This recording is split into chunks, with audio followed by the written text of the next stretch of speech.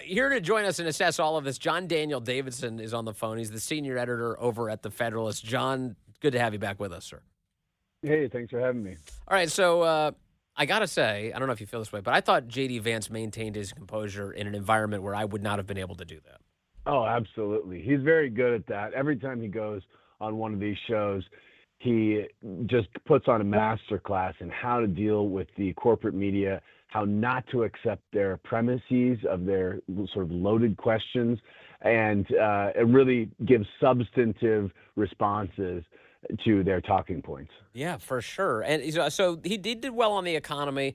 By the way, I love her stupid gotcha. She's like, which one actually lowers prices? Well, if you read the executive orders, and I thought you were supposed to be a newswoman, there were a bunch of executive orders that directly addressed prices, including President Trump signed an EO that directed every federal agency to make it their mission to bring prices down for American citizens. And JD Vance hit a big one, John Daniel Davidson, which is energy. If we can get energy up and running, we can bring down the price of everything. Yeah, that's right. It represents, and, Vance did a great job of highlighting those things that actually do bring prices down in a real economy. And it highlighted the difference in how this administration is going to approach these problems versus how the Biden administration approached it, which is to print money, give handouts to people, debt spending, and then blame corporations for quote unquote price gouging when their own policies were driving inflation for the past 4 years by flooding the economy with a supply of printed fake money. Yeah. And JD Vance sort of like answered that with the other side of the coin, the other perspective, which is, the economy is a real place where there's a real exchange of goods and services. And if if the government can do things to bring down some of those cost drivers like fuel and energy prices, that redounds to everything else in the economy. Another topic that came up is the state of our border and the fact that President Trump wants to restore the 14th Amendment to what it's supposed to be, which was it was designed to protect equal rights for all citizens. And in particular, when it came to birthright citizenship, the 14th Amendment was designed to ensure that freed slaves were considered citizens of the United States. That's what the point of the 14th Amendment was. But meanwhile, the left is trying to turn it into any Chinese tourist who comes to America gets a free U.S. citizen if they give birth here. Here's what JD Vance had to say on that. If you come here on vacation and you have a baby in an American hospital, that baby doesn't become an American citizen. If you're an illegal alien and you come here temporarily, hopefully, your child does not become an American citizen by virtue of just having been born on American soil. And left with nothing to respond, Margaret Brennan decided she would wield a stupid bumper sticker to try and attack him. Oh, well, this is a country founded by immigrants. Well, this is a country founded by... country. This is a very unique country, and it was founded by some immigrants and some settlers. But just because we were founded by immigrants doesn't mean that 240 years later that we have to have the dumbest immigration policy in the world. No country says that temporary visitors, their children, will be given complete access to the benefits and blessings of American citizenship. It doesn't mean we have to have the dumbest policy in the world, John Daniel Davidson. What a great line. Great response from JD Vance. Yeah, and, it was great, but I will say he could have pushed back harder. This country wasn't founded by immigrants. The people who first came to this country, the English settlers and colonists, weren't immigrants. There wasn't a nation that they were emigrating to. They came and for the most part settled a wilderness. So this notion that we're a nation founded by immigrants is totally false. And that was an opportunity that JD Vance could have rejected the premise of the question. He did pretty well in pivoting, with that great line that we don't have to have the dumbest immigration policy in the world. And that underscores another point. No nation in the world today has the kind of insane asylum, refugee, and immigration policies that we have. If you try to do what people do to getting into America in any other country, you would be arrested and held until they deported you at best. But you might actually just sit in a prison in another country for a long time. That includes people trying to sneak into Mexico, by the way, or Canada. So it's a point very well taken. Let me get to something I really want to discuss with you, which is Margaret Brennan brought up the U.S. Conference of Catholic Bishops. Now, she attempted, really what she's doing here is she's attempting to wield J.D. Vance's faith against him. That's the Yeah. point of this exchange.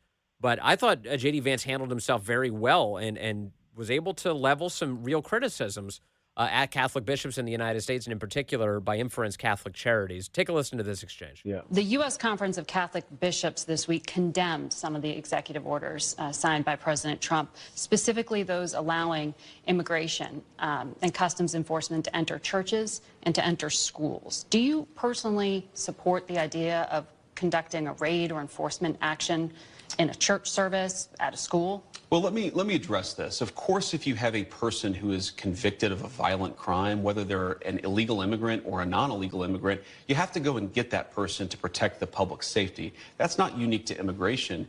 But let me just address this particular issue, Margaret, because as a practicing Catholic, I was actually heartbroken by that statement. And I think that the U.S. Conference of Catholic Bishops needs to actually look in the mirror a little bit and recognize that when they receive over $100 million to help resettle illegal immigrants, are they worried about humanitarian concerns, or are they actually worried about their bottom line? We are going to enforce immigration law. We're going to protect the American people. Yeah. Donald Trump promised to do that, and I believe the U.S. Conference of Catholic Bishops, if they're worried about the humanitarian costs of immigration enforcement, let them talk about the children who have been sex trafficked because of the wide open border of Joe Biden. You personally let them talk support them about going into people like schools Laken and Riley churches. who were brutally murdered.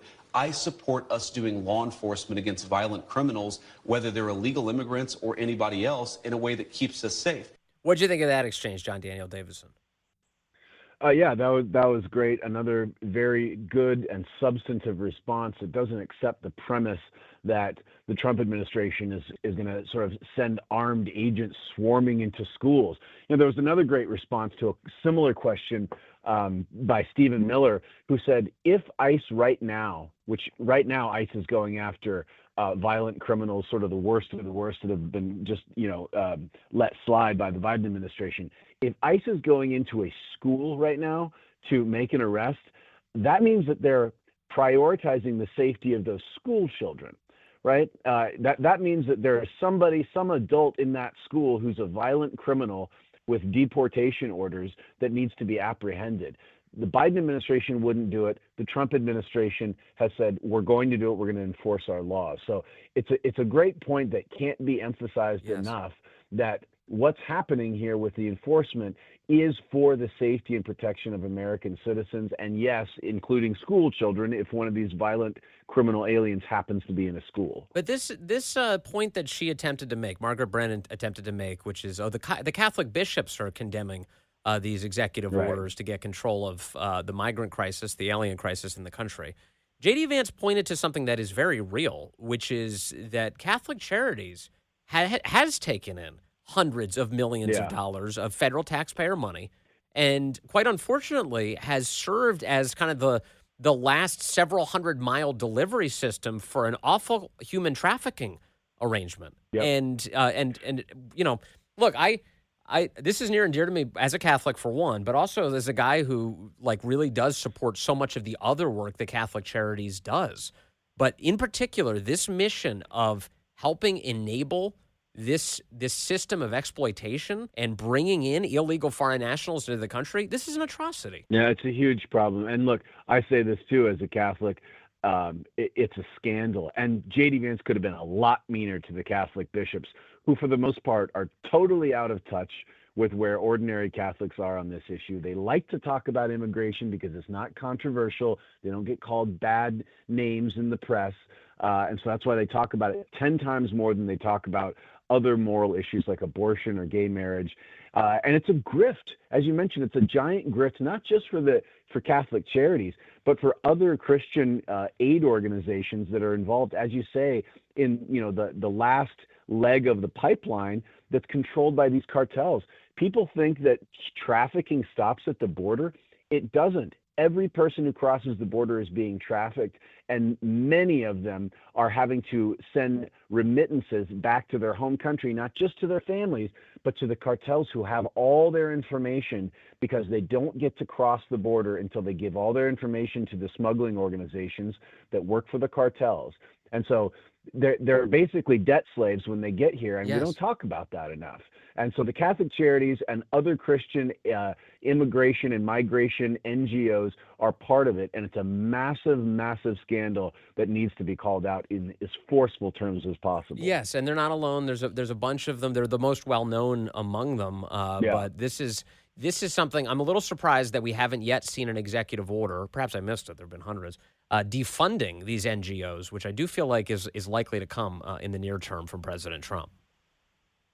Yeah, I hope there is an order like that. It's desperately needed because these aid organizations are complicit in a humanitarian atrocity that's going on at the border. They are aiding, and in some cases, and I've written about this in the past, and it's been reported about in the past, in some cases are actively aiding smuggling organizations, which means they're actively aiding the cartels that victimize these migrants. So here's another example of what we're talking about. I mean, it'd be one thing if you were, offering a warm meal and a place to stay to someone who needed it. Right. It's another entirely when you hire attorneys to advise people on how to evade immigration enforcement. Here's a Catholic Charities video of a woman called Barb Graham. She's an attorney for Catholic Charities, advising illegal aliens in the United States how they can avoid deportation. Hi, my name's Barb Graham, and I'm an attorney at Catholic Charities of the Archdiocese of Milwaukee in the Refugee and Immigration Services Program. This is a video about knowing your rights if Immigration and Customs Enforcement approaches you. All people living in the United States, including people who are undocumented, have certain rights under the United States Constitution. Listen, this is not a charitable effort, John Daniel Davidson. What that is trying to help illegals keep a low profile and avoid being held accountable for the laws that they violate in the United States. Yeah, it absolutely needs intervention from federal authorities, an executive order, whatever the mechanism is. But it's blatantly illegal behavior, aiding and abetting illegal immigrants in helping them break the law. It's also, I should just mention too, profoundly un-Catholic. There's nothing about Catholic teaching or tradition that says Catholics or anyone is better off in one country versus another. This is a case where there's this assumption that the only just or the only acceptable place for any person in the world to be is the United States, and that Catholics in other countries, they can't be good Catholics there. They can't be good Christians there. They can't have thriving lives and communities in these other places. It's total nonsense, and it needs to be called out by Catholic leadership. And by the way, as long as I've been going to church my entire life, every Catholic church I've been associated with, there's always international efforts that they're supporting in small villages and towns and communities and sister churches. And there's always international charity efforts. Catholics are very generous, and yet that generosity is being taken advantage of, and it's advancing cruelty, whether the people involved with it realize it or not. I'm just here to tell them that that's what's happening. John Daniel Davidson, thank you, as always. Good to talk to you today. Hey, thanks for having me. We got a phone call coming in from Michael, who's in New Mexico. Sir, you are on the Vince Coglianese Show. I'm amazed I got through. Thank you for that last segment. That was so on the spot about the Catholic Church. I am actually a priest, and I'm frustrated about what's been going on, and especially the involvement in trafficking, everything else. You guys were spot on. Kudos to you guys for the great work you're doing. I was in your area last year working, and really love WML and the great work you're doing. So thank you. Well, thank you. Hold up a second. So is this Father Michael then? Are you you're a Catholic priest? I'm Father Michael. Yes, I am. Okay, so Father Michael, one of the things I've heard, I talked to a priest friend about Catholic Charities, and he told me he loves almost every mission that Catholic Charities does. He loves them. He said at one point he took a tour of a bunch of their facilities. He visited all their efforts to help the poor, and he said it's wonderful. He said the one place he went where he didn't feel the intrinsic Catholic mission was the illegal immigration, trafficking thing. Like what they call refugee services. He's like, it was the one place, I think there wasn't even a crucifix on the wall when he went. He said it was the one place where he didn't feel the faith. Wow. I mean, I haven't been that close to it, but yeah, my feelings are the same as his there. And it's just like, no, this does not seem to be right for Catholics to be so directly involved in there. Yeah, it seems like a big issue. And you've got the government's hands all over it, hundreds of millions of dollars. Thank you, Father Michael. Thanks for tuning in no matter where you are. Really appreciate that.